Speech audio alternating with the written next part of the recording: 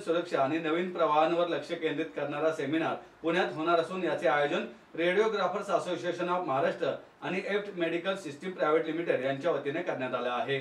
Radiation सुरक्षा आणि रेडिओलॉजीमधील नवीन प्रवाह या शीर्षकाखालील हे सेमिनार 16 फेब्रुवारी रोजी सकाळी 9 ते दुपारी 3:30 या वेळेत पुणे हॉस्पिटल ऑडिटोरियममध्ये होणार आहे, अशी माहिती केतन आपटे यांनी पत्रकार परिषदेत दिली।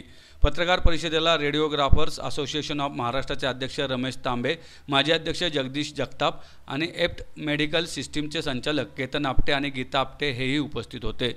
सेमिनारमध्ये प्रख्यात ज्येष्ठ radiologist doctor Shrinivas Natekar, doctor RV Paranjape, doctor DD Shetty आणि डॉक्टर लखर यांचे मार्गदर्शन लाभणार आहे। याशिवाय ARBच्या रेडिएशन सुरक्षा आणि नियामक बाबींमध्ये विशेष तज्ज्ञ असलेले वैज्ञानिक अधिकारी हर्ष देसले, अनुभवी रेडिओग्राफर चंद्रकांत शहाणे आणि बायोमेडिकल अभियंते अशोक शृंगारपुरे, अनिल जठार, समीर शृंगारपुरे आणि मुथुकुमार इत्यादी आपले विचार मांडणार आहेत।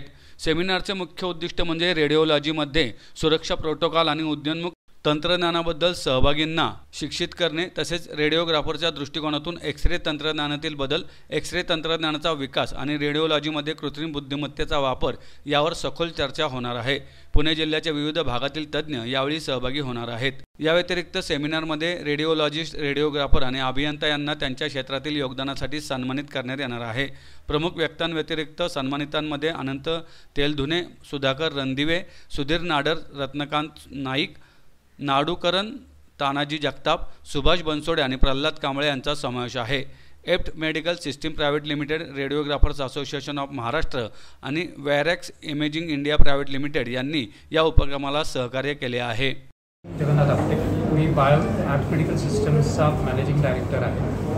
मी बायोमेडिकल इंजिनियर आहे अकॅडमिक्स आणि गेली 28 वर्ष एफ्ट मेडिकल सिस्टम्सचं काम बघतो आहे in maintenance of x-ray machines आणि रेडिओलॉजी मशीन म्हणजे अल्ट्रासाऊंड, CT स्कॅन्स या सगळ्या मशीन्सचं मेंटेनन्स आणि इन्स्टॉलेशन बघण्याचं काम आम्ही करतो आहे। तर ते बघत असताना रेडिओलॉजीमध्ये जे रेडिएशन सेफ्टीच्या नॉर्म्स आहेत ते 2003 सालापासून AERBचे जे कोर्सेस आहेत ते सातत्यानं मी अटेंड करत आलो आणि मग त्याच्यानंतर ते सिमिलर सेमिनार्स पुण्यामध्ये याच्या आधी आम्ही 2 वेळा रेडिओग्राफर्स असोसिएशन ऑफ महाराष्ट्राच्या असोसिएशनमध्ये ते राबवलेले आहेत आणि त्याच्यात आम्हाला जाणवलं की असे वारंवार होणं जरुरीचं आहे। पण आता या कोविडच्या याच्यामध्ये ते सगळाच थोडासा ब्रेक झाला, ते परत रुटीनमध्ये यायला थोडासा वेळ लागला, त्यामुळे मागच्या कार्यक्रमात आणि या कार्यक्रमाच्या ह्याच्यामध्ये बराच अवधी गेला।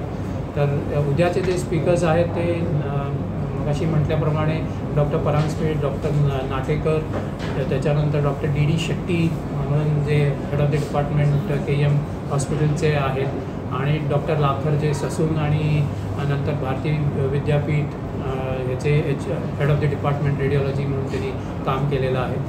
सोसायटी ऑफ इंडियन रेडिओग्राफर्सचे साधारण देश पातळीवरती 26,000 मेंबर्स आहेत आत्ता आणि आम्ही रेडिओग्राफर्स मी मागाशी कार्यक्रमात सांगितल्याप्रमाणे रेडिएशन सेफ्टी ही अतिशय महत्त्वाची आहे, कारण हे न दिसणारी धोका आहे असं म्हणता येईल। त्यामुळं रेडिएशन सेफ्टीवरती आणि नवीन ट्रेंडही माहीत असणं गरजेचं आहे नवीन टेक्निशियन्सला सगळं।